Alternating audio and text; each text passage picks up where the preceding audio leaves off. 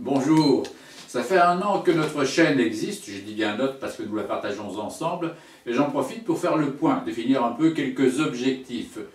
Souvenez-vous, dans la présentation, je vous avais dit que nous parlerions des enfants, des parents, de la famille, de l'éducation, des adolescents, et des sentiments et des émotions que l'on ressent au quotidien. C'est ce que nous avons fait, c'est ce que nous continuerons à faire.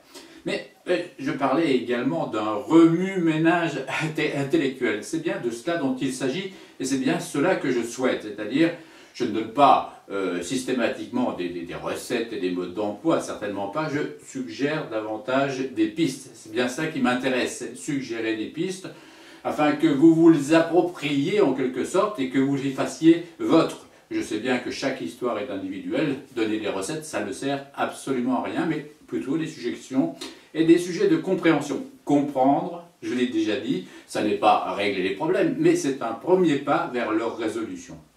Un autre point sur lequel je voudrais insister, c'est que les concepts de psychologie générale que nous abordons, l'inconscient, les pulsions, les processus défensifs, etc., sont des concepts qui ont été toujours en œuvre chez l'individu, qui le sont actuellement et qui le seront toujours. Ce ne sont pas des concepts purement actuels.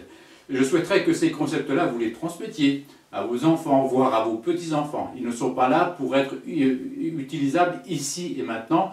Ils caractérisent l'individu dans son entièreté et ils sont véritablement liés à quelque chose qui va perdurer dans le temps. Voilà un petit peu quels sont les objectifs. J'allais dire effectivement une réflexion pour un mieux-être personnel, une meilleure compréhension de soi, une meilleure compréhension des autres et une meilleure compréhension des relations des uns avec les autres. Et qu'effectivement cette chaîne-là perdure, s'installe dans le temps, que vous la communiquiez, que vous partagiez ensemble les sentiments, les ressentis que l'on éprouve les uns et les autres. Et puis voilà, nous aborderons dans les mois et les années à venir d'autres chroniques. Je vous souhaite une excellente journée et je vous dis à très bientôt. Au revoir.